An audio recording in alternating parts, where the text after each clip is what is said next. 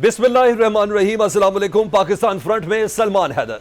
सदर ट्रंप का गजा अमन मंसूबा आखिरकार सामने आ गया। सदर ट्रंप कहते हैं गजा में जंग के खात्मे का उनका मंसूबा मुमकिन तौर पर तारीख के अजीम तरीन मंसूबों में से एक है और यह मशरिक़ वुस्ता में दायमी अमन ला सकता है।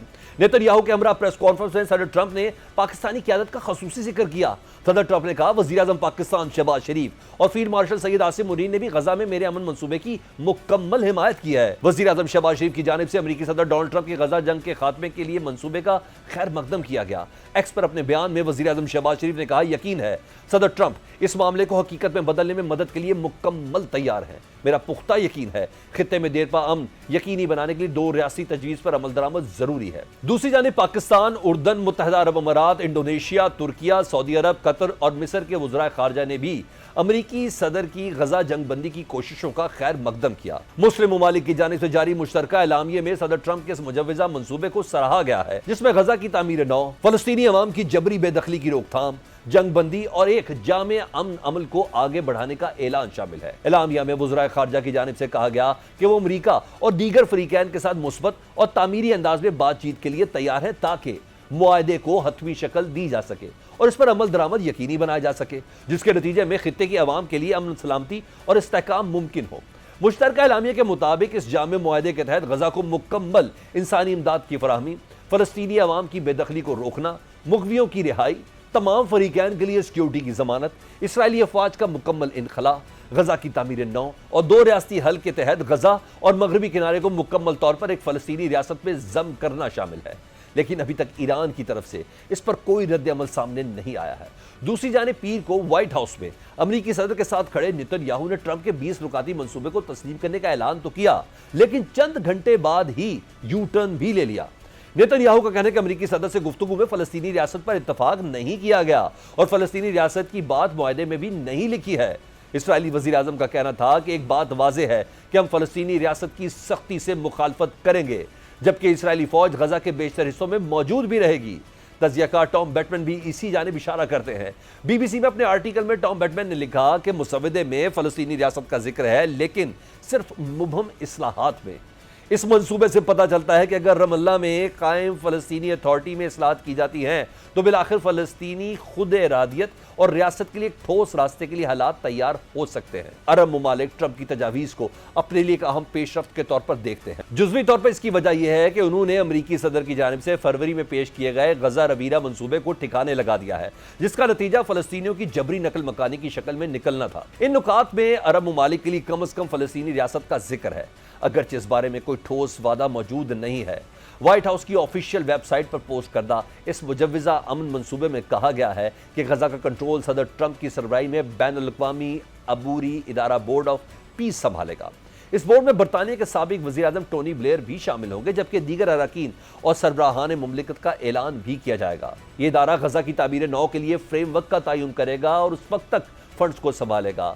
बोर्ड ऑफ पीस के साये में गजा में एक टेक्नोक्रेटिक गैर सियासी फ़लस्तीनी कमेटी की आर्जी अबूरी हुकूमत कायम की जाएगी जो गजा में अवामी खिदमात और बल्दियाती इदारे चलाने की जिम्मेदार होगी। ये कमेटी अहल फ़लस्तीनियों और बैनुल-अक़वामी माहिरीन पर मुश्तमिल होगी जब तक कि फ़लस्तीनी अथॉरिटी गजा का मौसर तरीके से कंट्रोल संभाल नहीं लेती और अपना इस्लाहाती प्रोग्राम मुकम्मल नहीं कर लेती। बोर्ड ऑफ पीस इसकी निगरानी जारी रखेगा। ट्रंप अमन मंसूबे के मुताबिक 72 घंटों के अंदर हमास 20 जिंदा यरगमालियों और 2 दर्जन से ज्यादा यरगमालियों की बाकियात और इसराइल के हवाले करे जिसके बदले गजा में फौजी कार्रवाई को फौरी तौर पर खत्म करने की तजवीज़ पेश की गई है। इस तजवीज़ के तहत इसराइली जेलों में मौजूद दर्जनों गजा के बाशिंदों को रिहा भी किया जाएगा। मंसूबे के मुताबिक अगर दोनों फरीक इसराइल और हमास इस तजवीज़ पर राजी हो जाते तो जंग फौरन खत्म हो जाएगी। इसराइली फोर्सेस यरगमालियों की रिहाई की तैयारी के लिए तयशुदा लाइन पर वापस चले जाएंगे। इस दौरान तमाम फौजी कार्रवाइयाँ बशमूल फ़िज़ाई और तोप खाने से बमबारी रोक दी जाएगी और मुकम्मल इनखला की शराइत के मुकम्मल होने तक हर तरह की अस्करी कार्रवाई रोक दी जाएगी। इसराइल की जानिब से इस मुआहदे को अवामी तौर पर कबूल करने के 72 घंटों के अंदर तमाम जिंदा यरगमालियों और मर जाने वाले यरगमालियों की लाशों को वापस कर दिया जाएगा। तमाम यरगमालियों की रिहाई के बाद इसराइली जेलों में मौजूद 250 फलस्तीनी कैदियों के अलावा 7 अक्टूबर 2023 के बाद हिरासत में लिए गए गजा के 1700 कैदियों को रिहा करेगा जिनमें तमाम खवातीन और बच्चे भी शामिल हैं। हर इसराइली यरगमाली की बाकियात के बदले इसराइली गजा के 15 मकतूलीन की बाकियात वापस करेगा। तमाम यरगमालियों की वापसी के बाद हमास के वो अरकान جو پرامن بقائے باہمی کا وعدہ کریں گے اور اپنے ہتھیار ڈال دیں گے انہیں عام معافی دی جائے گی۔ حماس کے وہ اراکین جو غزہ سے جانا چاہیں انہیں ان ممالک تک محفوظ راستہ فراہم کیا جائے گا جو انہیں وصول کرنے کے لیے تیار ہوں گے۔ ٹرمپ امن معاہدے کی منظوری کے بعد فوری طور پر غزہ کے لیے مکمل امداد بھیجی جائے گی۔ امداد کی مقدار کم از کم 19 جنوری 2025 میں ہونے والی انسانی امداد کے معاہدے کے مطابق ہوگی، جس میں بنیادی ڈھانچے کی، اسپتالوں اور بیکریوں کی بحالی اور ملبہ ہٹانے اور سڑکیں کھولنے کے لیے ضروری مشینری کا غزہ داخل شامل ہے۔ منصوبے کے تحت غزہ کو اس کے شہریوں کے لیے دوبارہ تعمیر کیا جائے گا جو پہلے ہی بہت زیادہ نقصان اٹھا چکے ہیں۔ غزہ کی تعمیر نو کے لیے ٹرمپ کے اقتصادی ترقی کا منصوبہ ایسے ماہرین کا پینل تیار کرے گا جنہوں نے مشرق وسطیٰ میں ترقی پذیر جدید شہروں میں سے کچھ کو بنانے میں مدد دی تھی۔ ایک خصوصی اقتصادی زون کو ترجیحی ٹیرف اور رسائی کی شرحوں کے ساتھ قائم کیا جائے گا۔ ٹرمپ امن منصوبے کے تحت غزہ کی پٹی میں امداد کا داخلہ اور تقسیم دونوں فریقین اسرائیل اور حماس کی مداخلت کے بغیر اقوام متحدہ اور اس کی ایجنسیوں اور ہلال احمر کے علاوہ دیگر بین الاقوامی اداروں کے ذریعے ہوگی۔ اس کے علاوہ کسی ایسی تنظیم کو بھی امدادی کارروائیوں کی اجازت نہ ہوگی جو کسی بھی فریق کے ساتھ کسی بھی طرح سے وابستہ ہو۔ رفح کراسنگ کو دونوں سمتوں میں کھولنا 19 جنوری 2025 کے معاہدے کے تحت نافذ کردہ اس طریقہ کار سے مشروط ہوگا۔ ٹام بیٹمن کے مطابق صرف ٹرمپ کے مجوزہ نکات کو تسلیم کرنا جنگ کو ختم کرنے کے مترادف نہیں ہوگا۔ آنے والے ہفتوں میں یہ مجوزہ منصوبہ حقیقت کا روپ دھارتا ہے یا نہیں، اس کا انحصار انہی عوامل پر ہوگا جو ہمیشہ سے بنیادی نوعیت کے رہے ہیں۔ مثلا کیا نیتن یاہو اور حماس کی قیادت دونوں اب جنگ کو جاری رکھنے کی بجائے اس کے خاتمے میں زیادہ فائدہ دیکھ رہے ہیں؟ اگرچہ ٹرمپ نے اسے ایک معاہدے کے طور پر پیش کیا لیکن حقیقت میں یہ مزید مذاکرات کے لیے ایک ڈھانچہ ہے، یا جیسا کہ انہوں نے ایک موقع پر کہا کہ اصولوں کا ضابطہ کار ہے۔ یہ اس قسم کے تفصیلی منصوبوں سے بہت دور ہے جو غزہ میں جنگ کے خاتمے پر اتفاق کے لیے درکار ہوگا۔ یہ ایک ایسی کوشش ہے جس کا مقصد مرحلہ وار جنگ بندی اور معاہدے کے تحت جنگ کا خاتمہ ہو سکتا ہے۔ ٹام بیٹمن کے مطابق ٹرمپ ایک آل ان ون امن معاہدہ چاہتے ہیں لیکن اس کے لیے یرغمالیوں کی رہائی کے بارے میں مخصوص تفصیلات، رہا کیے جانے والے فلسطینی قیدیوں کی شناخت اور جنگ کے بعد غزہ کی حکمرانی کے لیے مخصوص شرائط جیسے بہت سے دیگر امور کے علاوہ اسرائیلی انخلا کی تفصیلات کا نقشہ تیار کرنے کے لیے کافی کام کی ضرورت ہے۔ جنگ بندی کے مذاکرات سے واقف ایک فلسطینی اہلکار نے بی بی سی کو بتایا کہ وائٹ ہاؤس کی جانب سے 20 نکاتی مجوزہ منصوبہ حماس کے حکام کے حوالے کر دیا گیا ہے۔ انہوں نے کہا کہ قطری اور مصری حکام نے غزہ میں جنگ کے خاتمے کے لیے وائٹ ہاؤس کا منصوبہ دوحہ میں حماس کے حکام کے حوالے کر دیا ہے۔ حماس کے ایک سینئر اہلکار نے بی بی سی کو بتایا کہ وہ کسی بھی ایسی تجویز پر غور کرنے کے لیے تیار ہیں جس سے غزہ میں جنگ کا خاتمہ ہو، لیکن انہوں نے اس بات پر زور دیا کہ کسی بھی معاہدے میں فلسطینی مفادات کا تحفظ، غزہ سے مکمل اسرائیلی انخلا کو یقینی بنانا اور جنگ کو ختم ہونا چاہیے۔ ہتھیار چھوڑ دینے سے متعلق پوچھے گئے ایک سوال کے جواب میں حماس کے سینئر اہلکار نے کہا جب تک اسرائیلی قبضہ جاری ہے مزاحمت کے ہتھیار ایک سرخ لکیر ہے۔ ٹرمپ منصوبے کے تحت حماس اور دیگر دھڑے اس پر اتفاق کریں گے کہ غزہ کی حکمرانی میں براہ راست، بالواسطہ یا کسی بھی صورت میں کوئی کردار ادا نہیں کریں گے۔ تمام فوجی دہشت گردی اور جارحانہ انفراسٹرکچر بشمول سرنگوں اور ہتھیاروں کی تیاری کے لیے سہولیات کو تباہ کر دیا جائے گا اور دوبارہ تعمیر نہیں کیا جائے گا۔ آزاد ماہرین کی نگرانی میں غزہ کو غیر فوجی زون بنانے کا عمل ہوگا جس میں ہتھیاروں کو مستقل طور پر ناقابل استعمال بنایا جائے گا، جس کی تصدیق ایک متفقہ عمل کے ذریعے کی جائے گی۔ اس عمل کو بین الاقوامی طور پر مالی اعانت سے چلنے والے بائی بیک اور دوبارہ انضمام کے پروگرام کے ذریعے مکمل کیا جائے گا۔ خطے میں موجود شراکت دار اس بات کی ضمانت فراہم کریں گے کہ حماس اور دیگر دھڑے اپنی ذمہ داریوں کی تعمیل کریں گے اور یہ کہ نیو غزہ ان کے پڑوسیوں کے لیے کوئی خطرہ نہیں ہوگا۔ منصوبے کے مطابق امریکہ اپنے عرب اور دیگر بین الاقوامی شراکت داروں کے ساتھ مل کر غزہ میں فوری طور پر تعیناتی کے لیے ایک عارضی انٹرنیشنل اسٹیبلائزیشن فورس یعنی ISF تیار کی جائے گی۔ ISF غزہ میں جان شدہ فلسطینی پولیس فورسز کو تربیت اور مدد فراہم کرے گا اور اس معاملے میں اردن اور مصر سے مشاورت کرے گا جنہیں اس شعبے میں وسیع تجربہ ہے۔ یہ فورس طویل مدتی داخلی سلامتی کا حل ہوگی۔ ISF اسرائیل اور مصر کے ساتھ مل کر سرحدوں کو محفوظ بنانے میں مدد دے گی۔ اس کام میں نئی تربیت یافتہ فلسطینی پولیس فورسز بھی شامل ہوں گی۔ کسی بھی طرح کے جنگی ساز و سامان کو غزہ میں داخل ہونے سے روکنا اور غزہ کی تعمیر نو اور بحالی کے لیے سامان کی تیز رفتار اور محفوظ منتقلی کو آسان بنانا بہت ضروری ہے۔ فریقین کے درمیان تنازعات کے خاتمے کے طریقہ کار پر اتفاق کیا جائے گا۔ امن منصوبے میں کہا گیا ہے کہ اسرائیل غزہ پر قبضہ یا اس کا اسرائیل کے ساتھ الحاق نہیں کرے گا۔ جیسے جیسے ISF کنٹرول سنبھالتی جائے گی، اسرائیل ڈیفنس فورسز پہلے سے طے شدہ سنگ میلوں اور ٹائم فریموں کی بنیاد پر وہاں سے انخلا کرتی جائے گی، جس پر اسرائیلی فوج، ISF ضامنوں اور امریکہ پر پہلے سے اتفاق ہوگا۔ اس کا مقصد یہ یقینی بنانا ہوگا کہ اسرائیل، مصر یا اس کے شہریوں کے لیے اب کوئی خطرہ نہیں ہے۔ عملی طور پر غزہ کی عبوری اتھارٹی کے ساتھ طے شدہ معاہدے کے تحت IDF آہستہ آہستہ غزہ کا کنٹرول ISF کے حوالے کر دے گی، تاہم وہ حفاظتی مقاصد اس وقت تک اپنی موجودگی برقرار رکھے گی جب تک یہ یقینی نہیں بنا لیا جاتا کہ غزہ کے کسی بھی ممکنہ دہشت گردی کے خطرے کا سبب نہیں بنے گا۔ BBC کے ٹام بیٹمن کے آرٹیکل کے مطابق حماس کی ایک اہم سینئر اہلکار نے مجوزہ امن منصوبے پر مایوسی کا اظہار کیا ہے۔ حماس رہنما کا کہنا ہے کہ شرائط فلسطینیوں کے مفادات کے تحفظ میں بڑی حد تک ناکام رہی ہیں، اور یہ بھی کہ حماس کسی بھی ایسے منصوبے کو قبول نہیں کرے گا جو غزہ سے اسرائیل کے مکمل انخلاء کی ضمانت نہ دے۔ ٹرمپ منصوبے کے مطابق جب تمام مقاصد حاصل ہو جائیں گے تو ایک بین المذاہب مکالمے کا عمل شروع کیا جائے گا تاکہ امن سے حاصل ہونے والے فوائد پر زور دے کے فلسطینیوں اور اسرائیلیوں کی ذہنیت اور بیانیوں کو تبدیل کرنے کی کوشش کی جا سکے۔ جب غزہ کی دوبارہ ترقی اور فلسطینی اتھارٹی کی جانب سے اصلاحاتی پروگرام پر عمل کے ساتھ ہی بالآخر فلسطینیوں کی خود ارادیت اور ریاست کے لیے حالات سازگار ہو سکیں گے جسے ہم فلسطینی عوام کی خواہش کے طور پر تسلیم کرتے ہیں، امریکہ اسرائیل اور فلسطینیوں کے درمیان پرامن اور خوشحال بقائے باہمی کے لیے مذاکرات کروائے گا۔ دوسرے لفظوں میں ٹرمپ کے امن منصوبے کو سمجھنے کے لیے پروین شاکر کا ایک شعر ہی کافی ہے کہ اس شرط پر کھیلوں گی پیا پیار کی بازی، جیتوں تو تجھے پاؤں، ہاروں تو پیا تیری۔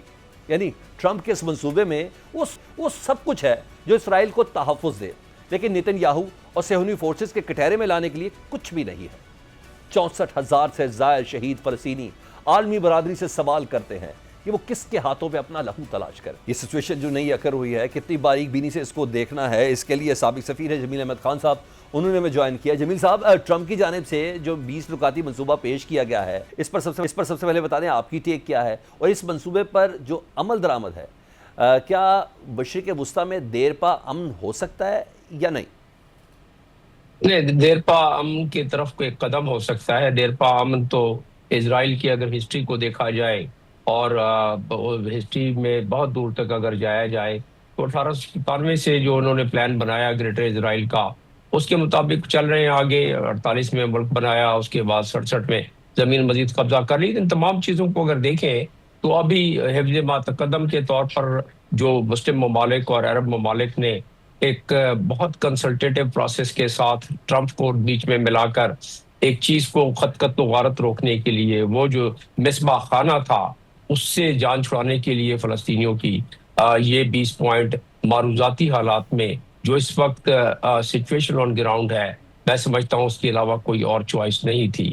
اب رہا سوال کہ کتنا یہ قائم رہتا ہے۔ اگر اسرائیل کی پرانی ہسٹری کو دیکھا جائے تو ٹرمپ کو جس طرح انہوں نے گارنٹی لی ہے، وہ اگر انہوں نے نوبیل پرائز کے وہ بھی کینڈیڈیٹ بھی ہیں، اور اگر اس کو برقرار رہا یہ تو نوبیل پرائز ملنے کے بالکل کبھی امکان ہے، اور پاکستان تو پہلے ان کو ریکمینڈ کر چکا ہے، اور رائٹلی سو، کیونکہ وہ ایک نیوکلیئر وار فلیش پوائنٹ کی طرف جا رہے تھے۔ آ جاتے ہیں واپس آپ کے پوائنٹ پر کہ اس میں چیدہ نکات کون سے ہیں جس کو ایگزامن کیا جا سکے کہ آیا کہ یہ نافذ العمل ہو سکتا ہے یا نہیں۔ بہت دشوار، میں نے پہلے بھی یہ کامنٹ دیا ہے کہیں، میں نے کہا کہ یہ منصفانہ تو نہیں ہے۔ اس لیے منصفانہ نہیں ہے کہ اگر آپ سیکورٹی کونسل ریزولوشن یا انٹرنیشنل قوانین کو اگر آپ دیکھیں تو اس کے مطابق تو یہ 20 پوائنٹ والے منصوبہ اس کی خلاف ورزی کرتا ہے۔ مثال کے طور پر سیکورٹی کونسل ریزولوشن 242 ہے جو 67 میں انہوں نے کہا کہ اسرائیل اپنی باؤنڈریز پر واپس چلا جائے، جس میں گولان رائٹ واپس دے دے سیریا کو، اور باقی جو زمینیں قبضہ کی تھی غزہ اور فلسطین کی وہ واپس دے دی۔ وہ ہوتا نظر نہیں آ رہا ہے۔ اس کا مطلب ایک کمپرومائز تو اس پر ہو گیا۔ دوسرا یہ ہے کہ یروشلم کو جو کہ کیپٹل پہلے ہی ڈکلیئر کر دیا، 2019 میں 18 میں اناؤنس کیا تھا، 19 میں کیپٹل شفٹ ہو گیا امریکہ کا۔ وہ بھی کل کی پریس کانفرنس میں بات واضح ہو گئی کہ وہ ویسے ہی رہے گا، اور کیپٹل یہ ایک فیور کے طور پر اسرائیل کو کیا گیا۔ اور اسرائیل کا جو اس وقت دنیا میں سب سے مضبوط اور اچھا دوست ہے، وہ ظاہر ہے امریکن پریزیڈنٹ نے کہا کہ میں، یعنی کہ پریزیڈنٹ آف امریکہ، وہ ان کا سب سے بہتر دوست ہے۔ دیکھیں یروشلم کو انہوں نے کیپٹل منوا دیا جو کہ دنیا کوئی پریزیڈنٹ نہیں کر سکا، وغیرہ وغیرہ۔ وہ تمام فیور دکھلانے کے بعد، بتانے کے بعد نیتن یاہو کو پریشرائز کیا گیا ہے۔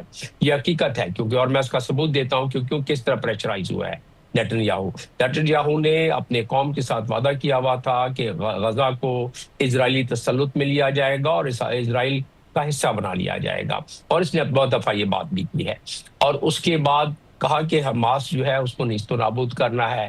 تیسری بات انہوں نے یہ کی کہ فلسطین کو کوئی اسٹیٹ نہیں ہوتی۔ 11 سپٹمبر کو ویسٹ بینک میں وہ ایک انوگریشن کر رہے تھے، سیریمنی کی، جس میں کہ سیٹلرز کی کچھ مزید مکانات بنانے کی سیریمنی تھی، اس میں انہوں نے کہہ دیا کہ نہیں، there is no question of any Palestinian state. اس میں آپ نے دیکھا کہ 19 نمبر پوائنٹ میں پیلسٹینین اسٹیٹ کو تسلیم کرنے کی بات آ گئی، لیکن اس میں جو مراحل دیے ہیں، جو اس میں درجہ بدرجہ اسٹیج بائی اسٹیج جو اقدام اٹھانے کو کہے ہیں، وہ اب ذمہ داری آ گئی ہے ان مسلم ممالک کی اور عرب ممالک کی، اچھا جمیل جو صاحب، یہی اس تو پوچھ میٹنگ رہے میں ہیں اس بیٹھ کا کر گارنٹر کون ہے؟ کیونکہ ٹرمپ کا یہ جو مجوزہ منصوبہ ہے نا، آپ نے 19 نمبر پوائنٹ بتایا ٹو اسٹیٹ سلوشن کا، لیکن وہ تو 19واں پوائنٹ ہے اور بڑا مبہم سا ذکر ہے۔ مسلم ممالک کا اعلامیہ تو واضح طور پر لگ رہا ہے جیسے وہ دو ریاستی حل کا ذکر کر رہے ہیں۔ نیتن یاہو یہ کہہ رہا ہے کہ ٹرمپ سے فلسطینی ریاست پہ اتفاق ہی نہیں ہوا۔ تو سر، یہ ایسی کون سی مجبوریاں ہیں، ہماری کون سی ایسی کمزور دوستی ہیں؟ ہم بھی ڈونلڈ ٹرمپ کے ہی دوست نظر آ رہے ہیں اس میں، ہم غزہ کے دوست تو جی ہاں، نظر نہیں آ لیکن رہے۔ اس میں جی ہاں، دیکھیے دنیا کی ڈپلومیسی میں اور دنیا کی سیاست میں حکمت عملی بھی کام کرتی ہے۔ میں اس پہ کمنٹ یہی دوں گا کہ یہ منصفانہ تو نہیں نظر آتا، لیکن مدبرانہ نظر آتا ہے۔ بہت شکریہ جمیل احمد خان صاحب۔ غزہ سے متعلق ٹرمپ کے 20 نکاتی منصوبے پر پاکستان کے اندر اور عالمی سطح پر کیا تنقید ہو رہی ہے، اور وزیر خارجہ اسحاق ڈار نے اس تنقید کا کیا جواب دیا ہے، اس پر بات کرتے ہیں اس بریک کے بعد۔ فلسطینی اتھارٹی اور صدر محمود عباس نے ٹرمپ کے امن منصوبے کو ویلکم کیا ہے۔ حماس کے باضابطہ جواب کا سب کو انتظار ہے، لیکن غزہ کے شہری اس منصوبے کو غیر حقیقی اور تماشا قرار دے کر مسترد کر رہے ہیں۔ اے ایف ای کی رپورٹ کے مطابق جنوبی غزہ کے علاقے المواسی کے کیمپ میں موجود 39 سالہ ابراہیم جودہ کا کہنا ہے کہ یہ بالکل واضح ہے کہ یہ منصوبہ غیر حقیقی ہے۔ یہ ایسی شرط کے ساتھ تیار کیا گیا منصوبہ ہے جنہیں امریکہ اور اسرائیل جانتے ہیں کہ حماس کبھی قبول نہیں کرے گا۔ 52 سالہ ابو مازن نصر بھی اتنے ہی مایوس تھے۔ ابو مازن نصر نے اس خدشے کا اظہار کیا کہ اس منصوبے کا مقصد فلسطینی دھڑوں کو دھوکہ دے کر غزہ میں موجود اسرائیلی قیدیوں کو رہا کروانا ہے، جبکہ بدلے میں امن نہیں ملے گا۔ ہم بطور قوم اس تماشے کو قبول نہیں کریں گے۔ 29 سالہ گھریلو خاتون نجوہ مسلم کہتی ہیں کہ میں نے نہ صرف اس معاہدے پر یقین کھو دیا ہے، بلکہ میں زندگی پر ہی یقین کھو چکی ہوں۔ اگر واقعی جنگ روکنے کی نیت ہوتی تو اتنی دیر نہ کی جاتی، اسی لیے میں نے ان کی کسی بات پر یقین نہیں کیا۔ غزہ شہر کے 47 سالہ محمد البلتاجی کہتے ہیں کہ یہ سب ایک کھیل ہے اور ہم عوام اس کی قیمت ادا کر رہے ہیں۔ پاکستان میں بھی صدر ٹرمپ کے مجوزہ منصوبے پر شدید رد عمل سامنے آیا ہے۔ امیر جماعت اسلامی حافظ نعیم کا کہنا ہے کہ ہم نام نہاد امن منصوبے کو مسترد کرتے ہیں۔ اقوام متحدہ کا چارٹر واضح ہے کہ ہر قوم کو مسلح جدوجہد کا حق حاصل ہے۔ اگر اس کی سرزمین پر قبضہ کیا جائے اور کوئی طاقت اس حق کو زبردستی ختم نہیں کر سکتی۔ 66,000 شہید فلسطینیوں کی لاشوں پر بنائی گئی کسی نام نہاد امن تجویز کو تعریف کرنا ظالموں کے ساتھ کھڑے ہونے کے مترادف ہے۔ جے ای آئی کے سربراہ مولانا فضل الرحمان نے کہا کہ حماس کو اصل فریق تسلیم کیے بغیر کبھی بھی مسئلہ فلسطین حل نہیں ہو سکتا۔ وزیر اعظم دیکھیں کہ ان کے جنرل اسمبلی کے خطاب اور ان کی ٹویٹ میں کتنا فرق ہے۔ لاہور میں پریس کانفرنس میں مولانا فضل الرحمان نے کہا کہ بانی پاکستان نے اسرائیل کو ناجائز بچہ قرار دیا تھا، ہم اسرائیل کو بھی تسلیم نہیں کریں گے۔ صدر ٹرمپ جس طرح دنیا کے معاملات کا مالک بن رہا ہے اور ڈنڈا اٹھا کر اپنی بات بنواتا ہے، یہ روش نہ تو سیاسی ہے اور نہ ہی اخلاقی۔ جب تک خود فلسطین کے مسئلے کے بارے میں کوئی فیصلہ نہ کریں، زبردستی ان پر کوئی فیصلہ مسلط نہیں کیا جا سکتا۔ دوسری جانب صدر ٹرمپ ورجینیا میں امریکی جنرل سے خطاب میں کہہ رہے تھے کہ غزہ پلان مشرق وسطیٰ میں تصفیے کا سبب بن سکتا ہے۔ ٹرمپ نے حماس کو ایک بار پھر دھمکی دیتے ہوئے کہا ہے کہ اس کے پاس صرف منصوبہ قبول کرنے کے لیے 3 سے 4 دن ہیں۔ انکار کی صورت میں انجام بہت برا ہوگا۔ حماس کو دھمکیاں لگانے والے ٹرمپ آزاد فلسطینی ریاست کے خلاف بیان دینے والے نیتن یاہو کے خلاف ایک لفظ بھی نہیں بولے۔ نون لیگ کے سینیٹر عفنان اللہ نے بھی امن منصوبے پر تحفظات کا اظہار کیا ہے۔ سینیٹر عفنان اللہ کا کہنا ہے کہ یہ منصوبہ عرب اور مسلم ممالک کے ذریعے یرغمالیوں کی رہائی کے لیے حماس پر دباؤ ڈالنا ہے۔ یرغمالیوں کی رہائی کے بعد اسرائیل فلسطینیوں کا قتل عام جاری رکھے گا۔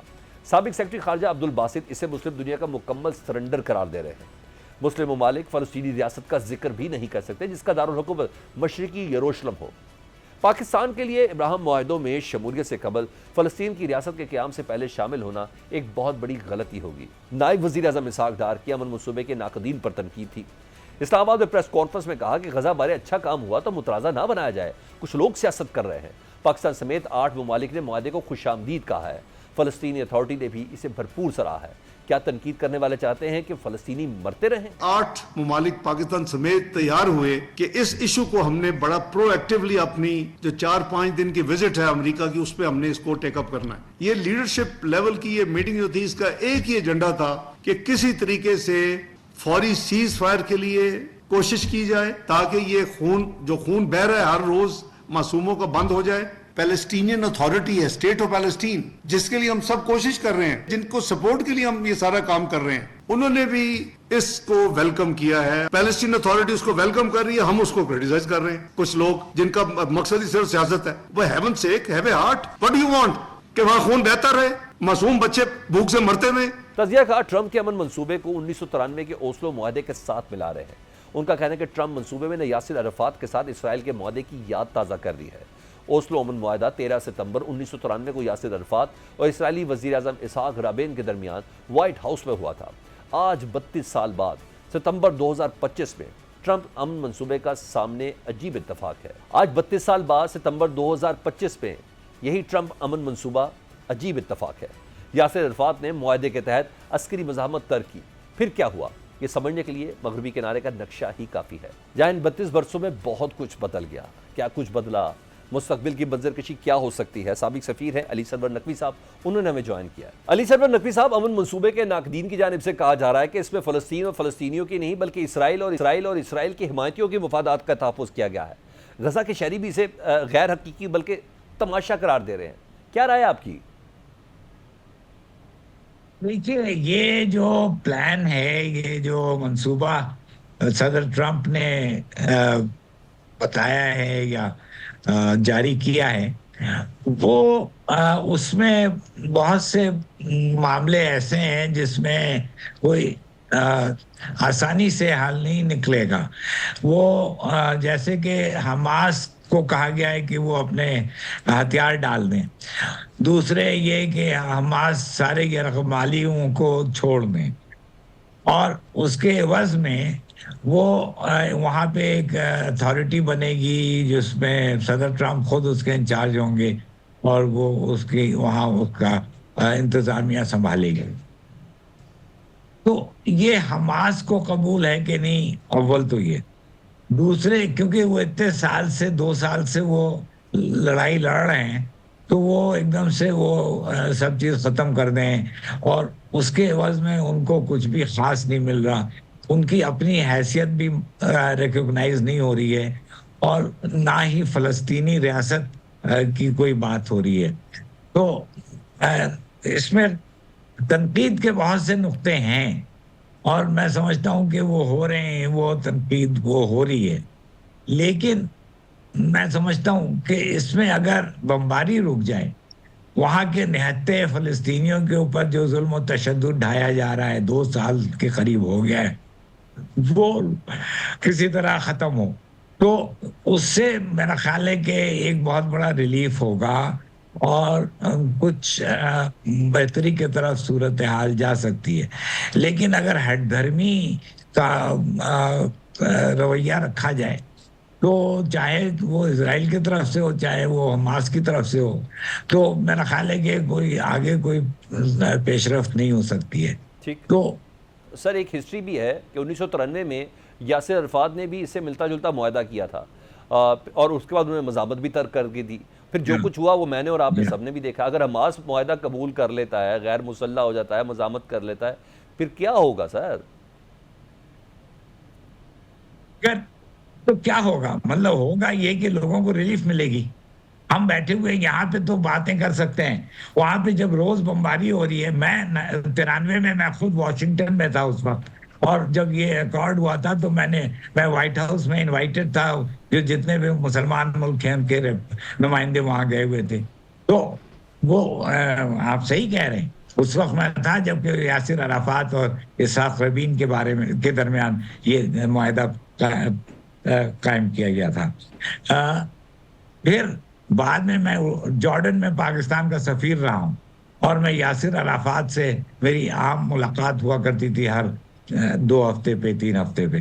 تو بات یہ ہے کہ یہ اس کی تاریخ بہت طویل ہے, میں اس تاریخ کو بہت اچھی طرح جانتا ہوں.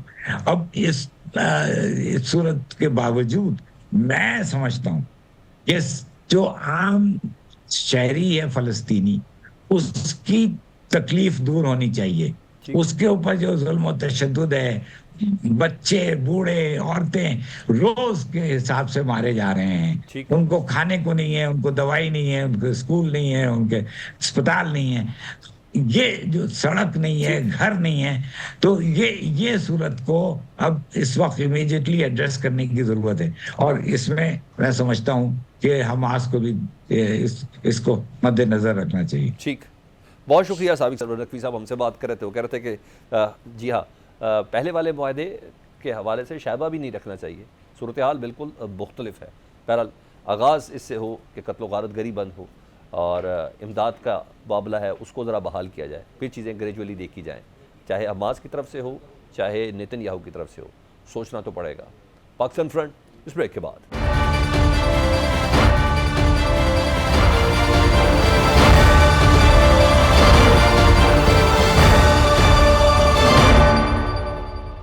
سیلاب کا پانی جو نیچے جا رہا ہے, سیلاب متاثرین پر نون لیگ اور پیپلز پارٹی میں اختلافات بڑھتے جا رہے ہیں. بے نظیر انکم سپورٹ پروگرام اور عالمی امداد کے مطالبے پر دونوں جماعتوں میں ٹھنسی گئی ہے. پیپلز پارٹی کے مسلسل اصرار اور پنجاب حکومت کے مسلسل انکار سے دونوں اتحادی جماعتوں میں اختلافات کی خلیج گہری ہوتی جا رہی ہے. دوسرے تیسرے درجے کی نہیں, صف اول کی قیادت آمنے سامنے ہے. مریم نواز براہ راست پیپلز پارٹی اور سندھ حکومت کو تنقید کا نشانہ بنا رہی ہیں. بات پنجاب کی طرف اٹھنے والی انگلی توڑنے سے تنقید کرنے والوں کو گھر تک چھوڑ کر آؤں گی تک پہنچ گئی ہے. میرا پانی ہے, میرا پیسہ ہے, میرا سارا کچھ ہے, آپ کو کیا تکلیف ہے؟ تو پنجاب کو برائے مہربانی یہ مشورے اپنے پاس رکھیں, بہت مہربانی. مجھ پہ بات کریں, مریم نواز کچھ نہیں کہے گی, لیکن اگر پنجاب پر بات کریں گے, پنجاب کے عوام پہ بات کریں گے, پنجاب کی ترقی پہ بات کریں گے, پنجاب کے حق پہ بات کریں گے, تو مریم نواز آپ کو گھر تک پہنچا کے آئے گی. مریم نواز آپ کو چھوڑے گی نہیں. پیپلز پارٹی نے قومی اسمبلی میں وزیر اعلیٰ پنجاب کے بیانات پر احتجاج ریکارڈ کراتے ہوئے وفاق میں اپوزیشن بینچوں پر بیٹھنے کی دھمکی دے دی ہے. پیپلز پارٹی کا اراکین احتجاجاً قومی اسمبلی سے واک آؤٹ بھی کر گئے. پیپلز پارٹی کے رہنما سید نوید قمر نے قومی اسمبلی میں اظہار خیال کرتے ہوئے کہا کہ مریم نواز کے بیان پر ہم دکھ کا اظہار کرتے ہیں. وزارتیں یا عہدے نہیں چاہیے, کم سے کم عزت تو دے سکتے ہیں. پچھلے کچھ دن میں جو بیانات آئے ہیں وہ مناسب نہیں ہے. بلاول بھٹو نے وزیر اعلیٰ پنجاب اور حکومت کی تعریف کی. وزیر اعلیٰ پنجاب کی تقریر پر دکھ ہوا. ان حالات میں حکومتی بینچز پر بیٹھنا مشکل ہوگا. نوید قمر نے کہا کہ ہمارا پانی, کیا مطلب ہمارا پانی, ہمیں عزت دیں اور لوگوں کا سوچیں. ہمیں کوئی فیس نہیں ملی کہ حکومتی بینچز پر بیٹھیں. ہم اس حکومت کو کندھا دینے کا تانا برداشت کر رہے ہیں. ایسے ہی حالات رہے تو اپوزیشن بینچز پر چلے جائیں گے. پیپلز پارٹی کے احتجاج پر وزیر قانون اعظم نذیر تارڑ نے وزیر اعلیٰ پنجاب مریم نواز کے بیانات پر معذرت کر لی. قومی اسمبلی کے اجلاس میں اظہار خیال کرتے ہوئے اعظم نذیر تارڑ نے کہا کہ گھر کے بڑے اس مسئلے کو بیٹھ کر حل کر لیں گے. پیپلز پارٹی کا احتجاج ہمارے گھر کا معاملہ ہے. سیاست پہ گرما گرمی چلتی رہتی ہے. اپوزیشن خوش نہ ہو, ان کی خواہش پوری نہیں ہوگی. اتحاد جاری رہے گا. سیاست میں یہ گرمی سردی چلتی رہتی ہے, لیکن میں اپوزیشن کے دوستوں سے کہوں گا کہ آپ کو خوش ہونے کی ضرورت نہیں. یہ ہمارا گھر کا معاملہ ہے. ہم انشاءاللہ العزیز اسے گھر میں بیٹھ کے طے کریں گے. یہ جو لفظی جنگ ہے یہ سیاست کا حصہ ہے. ہم معذرت خواہ ہیں, ہم اس پہ اگر کسی کے حوالے سے دل آزاری ہوئی ہے, اور گھر کے بڑے انشاءاللہ العزیز بیٹھ کے اس کو حل کریں گے. یہ اتحاد انشاءاللہ العزیز قائم رہے گا. یہ ذہنوں کا اتحاد ہے, یہ جمہوری نظریے کا اتحاد ہے, اور اس کی ایک ہسٹری ہے. آپ کو خوش ہونے کی ضرورت نہیں ہے. جس وقت وزیر قانون قومی اسمبلی میں پیپلز پارٹی سے معذرت کر رہے تھے, اس وقت وزیر اعلیٰ پنجاب نے چکوال میں پیپلز پارٹی کو پھر تنقید کا نشانہ بنا ڈالا. چکوال میں تقریب سے خطاب میں سندھ حکومت کا نام لیے بغیر مریم نواز نے کہا, پنجاب میں بدترین سیلاب آیا.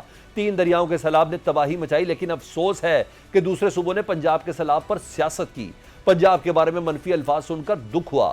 افسوس دوسرے صوبوں نے پنجاب میں سیلاب پر پریس کانفرنسز کی. مریم نواز نے کہا کہ سیلاب متاثرین کی بحالی کے لیے کسی کے آگے کشکول نہیں پھیلاؤں گی. پنجاب کا خزانہ خالی نہیں ہے. دوسرے صوبوں کے پاس بھی فنڈز کی کمی نہیں, وہ کیوں انہیں اپنی عوام پر نہیں لگاتے. مریم نواز نے کہا کہ جس کو سڑک, لیپ ٹاپ, سستی روٹی اور اچھے ٹرانسپورٹ نہیں ملتی, اس کو اپنے حکمرانوں سے سوال کرنا چاہیے.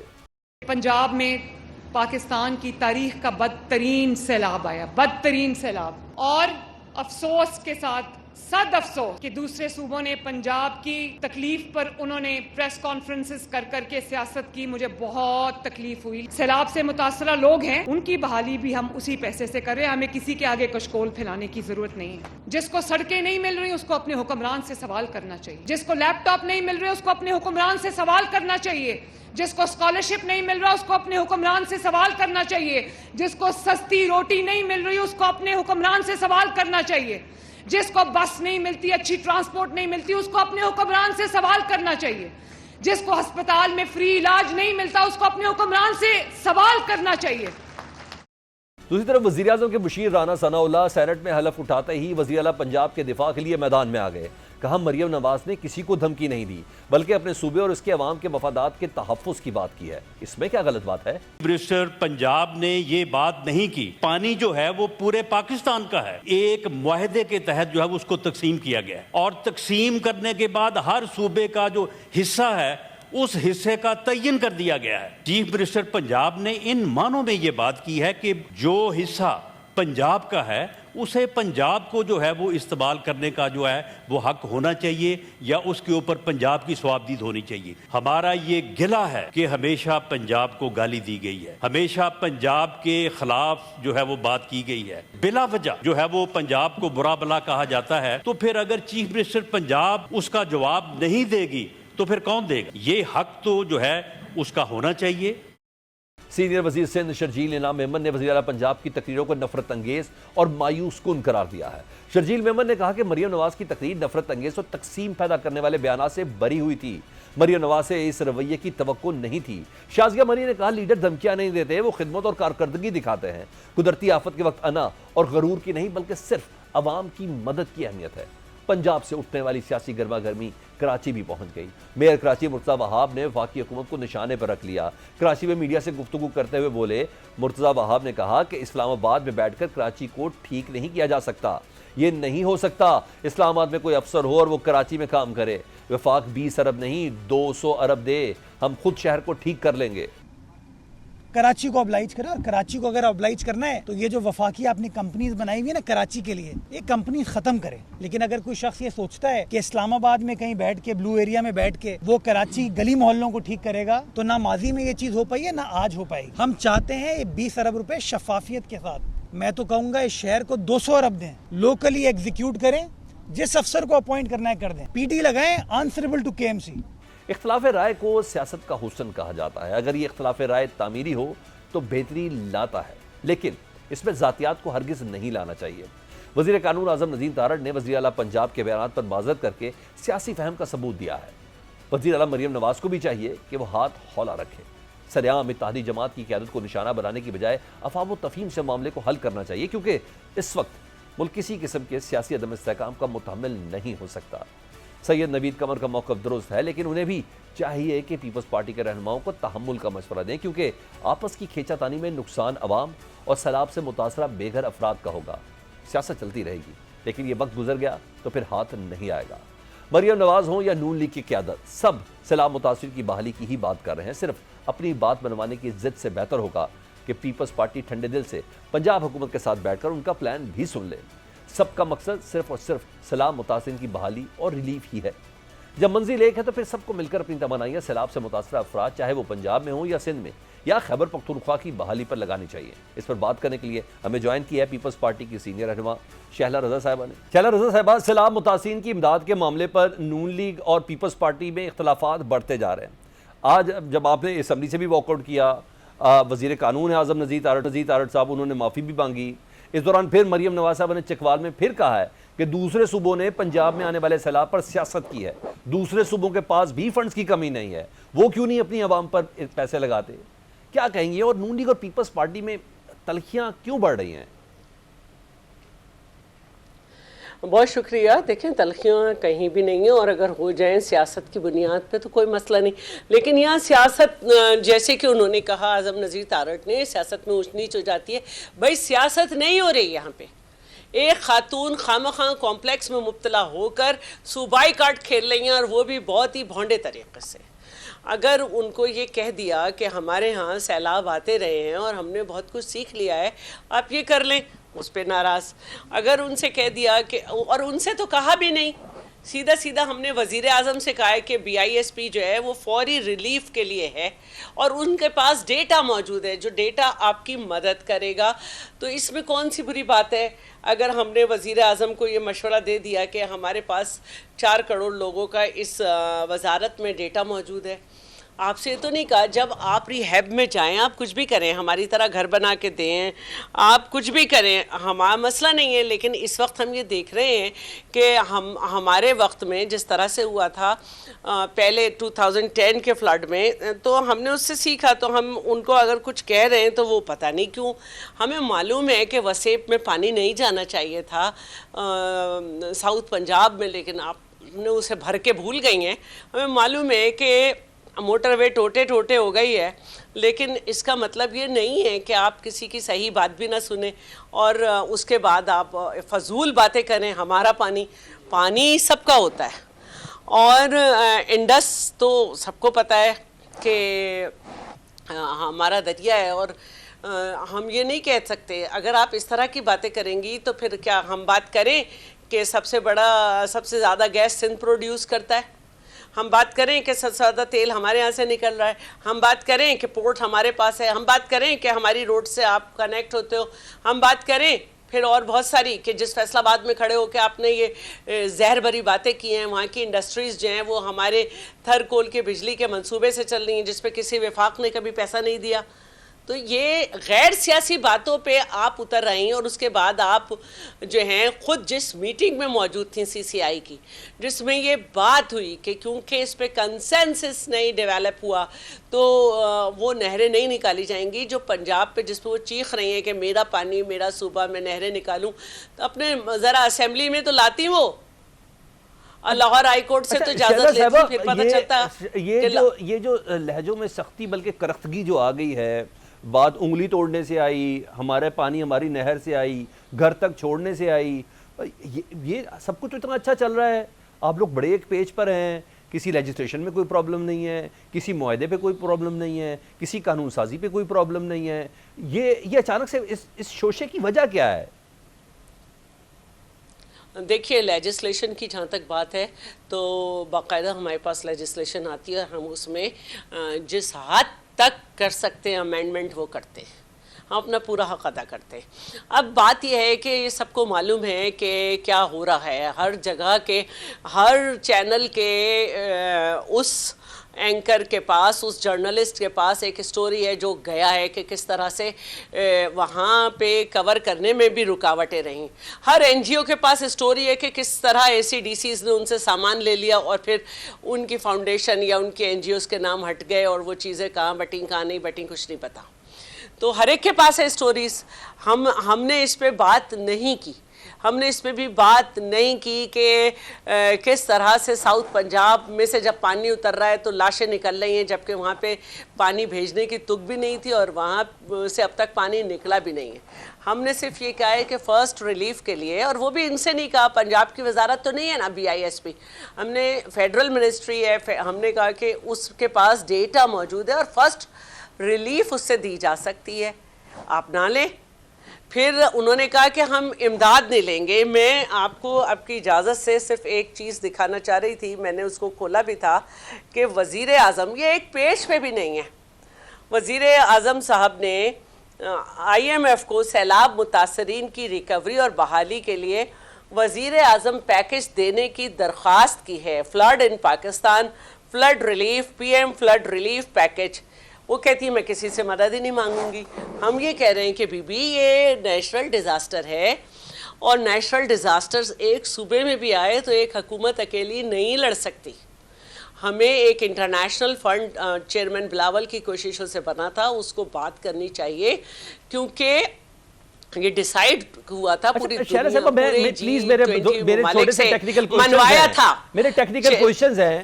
اگر ایک پنجاب کی وزیر اعلیٰ, ایک صوبے کی وزیر اعلیٰ کہتی ہے کہ میں نواز شریف کی بیٹی ہوں, میں نے کسی کے آگے ہاتھ نہیں پھیلانا, تو کیوں, کیا بائنڈنگ ہے کہ بھائی IMF کے پروگرام میں جائیں گی؟ بھائی وہ سمجھتی ہیں کہ ان کے پاس اتنا پیسہ ہے, ان کے خزانے میں اتنا پیسہ ہے کہ وہ عوام کی فلاح کر سکتی ہیں, تو یہ باقاعدہ طور پر ان کے اوپر مسلط کر دینا یہ بھی تو مناسب نہیں ہے نا.